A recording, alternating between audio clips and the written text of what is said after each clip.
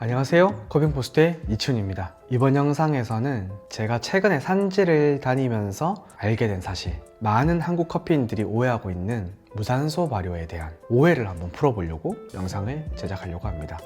사실 커피를 꽤 드셔오신 분들도 마찬가지인데, 무산소 발효라는 단어가 커피에 들어가 있으면 왠지 모르게 발효된 향들이 떠오르게 됩니다. 깻잎 같다던가 춘장 같다던가 때로는 쌈장 같은 느낌도 생각을 하시게 됩니다. 하지만 오늘 이 영상이 단순히 무산소 발효가 그런 것이 아니라는 것을 여러분들에게 알려드리고 싶습니다. 왜냐하면 우리가 지금 알고 있던 것들이 몇 년 뒤가 되면은 완전히 뒤바뀌어 버리는 경우가 있거든요. 제가 한 7, 8년 전에는 무산소 발효는 무조건 시나몬 향이 난다고 생각했습니다. 시나몬 게이트라고 불리는 사건도 있었던 것처럼 제가 처음 접했던 무산소 발효가 시나몬 향이 나는 커피였거든요. 그래서 이름에 무산소 발효가 있는데 시나몬 향이 나지 않으면 이거 가공 잘못했다라고 얘기를 많이 하고 다녔었습니다. 그 당시에는 거의 그것에 대한 신념이 강했던 것 같아요. 그래서 수업에도 그렇게 얘기를 많이 드렸던 것이죠. 사실 이 시나몬 향의 커피를 처음 만들었던 게 코스타리카였는데, 그쪽에서는 아직 발효할 때 시나몬을 넣었다 이런 얘기를 하지는 않았었습니다. 사실 솔직히 잘 모르겠어요. 넣었는지 아니면 진짜로 어떤 가공 기술로 만들어냈는지 제가 판단할 수는 없었고요. 그러다가 이제 엘파라이소라는 농장이 나오면서 시나몬 향이 무산소 발효라는 것에 대한 제 이런 착각들이 또 완전히 다 깨지게 되었었죠. 그러면서 무산소 발효 패러다임이 완전 바뀌었습니다. 정말 다양한 향들을 만들어낼 수 있는 가공이구나 라고 생각을 했었습니다. 그리고 그 뒤로 제가 커핑을 하면 늘 해왔던 얘기가 있었어요. 어떤 커피를 딱 맛봤는데 굉장히 시큼하고 발효향이 좀 강하게 나오면은 이 커피 너무 발효가 강하게 됐고 밸런스가 좀 깨진 것 같다, 이런 얘기를 많이 해왔었거든요. 몇 년간 그래왔던 것 같아요. 그래서 제 스스로는 이 커피는 가공이 잘못되었다, 발효가 너무 심하게 되었다라고 생각을 했고, 제가 어느 날 COE 심사를 하러 가게 되었었습니다. 근데 커핑을 하다가 헤드 저지랑 칼리브레이션을 하는데 제가 딱 생각하는 밸런스가 깨진 발효향이 심한 커피가 있었거든요. 그래서 헤드 저지에게 얘기를 했었죠. 이 커피는 너무 발효향이 심하게 나고 발효가 많이 된 것 같고 산미가 찌른 듯이 세서 밸런스가 깨진 것 같은데, 그래서 난 이거 85점 이상 못 주겠다. 근데 그 답변이 되게 충격이었어요. 무슨 설명이 없었습니다. 나는 너무 좋은데 슈퍼 프루티한 커피고 맥주나 과일 캔디 같은 느낌들이 너무 많이 나는 좋은 커피다 라고 얘기를 했었습니다. 그때 제가 깨달은 게 저조차도 또다시 너무 나만의 세상 안에 많이 빠져 있었던 게 아닌가. 다른 문화권에 있는 사람들은 이런 커피를 정말 좋아할 수도 있었던 것이죠. 그때부터 정말 무산소 발효의 시대가 되었죠. 과일향이 풍부한 커피, 그리고 무산소 발효로 만들어진 리치, 레드 플럼, 그리고 심지어 수박 같은 향이 나는 커피들도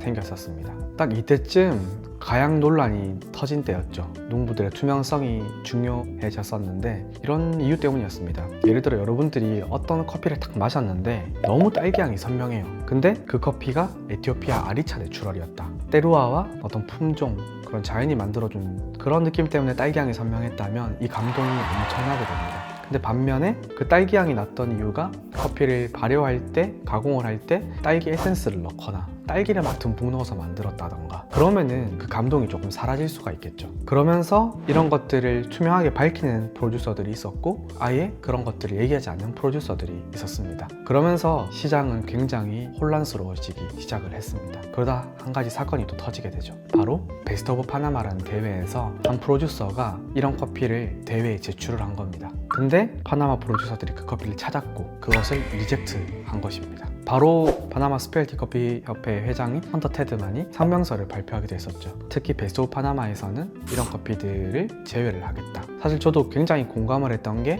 물론 가공 기술을 고도화해서 만드는 것도 중요하고 그런 장인 정신으로 만들어낸 커피도 당연히 가치가 있다고 저는 생각을 합니다. 하지만 분류가 되어야 된다는 생각을 많이 해왔었습니다. 근데 베스트 오브 파나마라는 대회는 게이샤라는 품종, 그리고 자연의 어떤 순수한 그런 것들을 가치 있게 두는 대회이기 때문에 커피를 만들 때 어떤 에센스를 넣거나 하는 것들이 조금 맥락이 맞지 않았던 것 같습니다.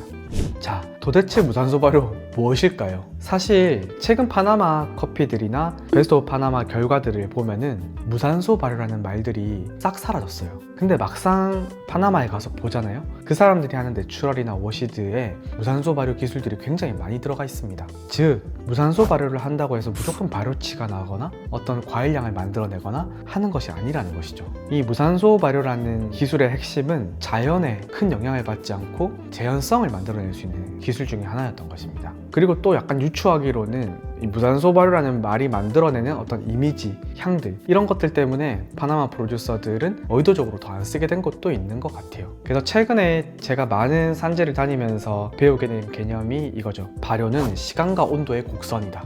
무산소 발효가 어떤 맛을 만들어내는 것이 아니라 무산소 발효를 어떻게 했느냐에 따라서 커피의 맛에 영향을 주는 것입니다. 예를 들어 발효할 때 온도가 높잖아요. 그러면은 그때 발효된 향들이 많이 나게 됩니다. 발효할 때 온도가 낮은 상태로 길게 하잖아요. 생각보다 발효된 향이 거의 없을 때도 있어요. 반대로 발효된 시간이 길게 되면은 오히려 향미보다는 바디에 영향을 주기도 하고요. 왜냐하면은 발효를 오래 하면은 세포 조직들이 연해지고 물러지면서 로스팅하면은 쉽게 겉면이 타기도 하고, 그러면 자연스럽게 추출할 때도 물이 더 빨리 빠지기도 하고 그렇게 됩니다. 그래서 무산소 발효라는 것, 그때 어떤 변수들이 커피 맛에 영향을 주는지 그것을 이해하는 게 앞으로는 더 중요해지는 것이죠. 이런 것에 대한 증거들이 꽤 많이 있는데요. 파나마 토마스 농장 같은 경우에는 커피 체리를 15도에서 17도 사이 되는 물에 넣어두고 굉장히 오랜 시간 동안 발효를 하게 됩니다. 100시간은 그냥 넘어가기도 하죠. 근데 그렇게 만들어진 커피가 커핑을 해보면 굉장히 깨끗한 느낌이 나옵니다. 심지어 내추럴을 했는데도 워시드 같은 그런 느낌이 나오기도 하거든요. 근데 만약에 그 사람들이 발효하는 물의 온도가 30도 근처였다면 맛은 완전히 달라졌을 겁니다. 즉 무산소 발효는 그 커피를 만들어내는 프로듀서들의 의도와 방향성을 정확하게 재현하고 담아낼 수 있는 가공이다. 그렇게 생각하시면 앞으로 커피를 드실 때 도움이 되실 것 같습니다. 그러다 보니 앞으로 굉장히 중요해질 만한 요소들이 발효할 때 어떤 효모를 넣는지, 자연스럽게 그곳에 있는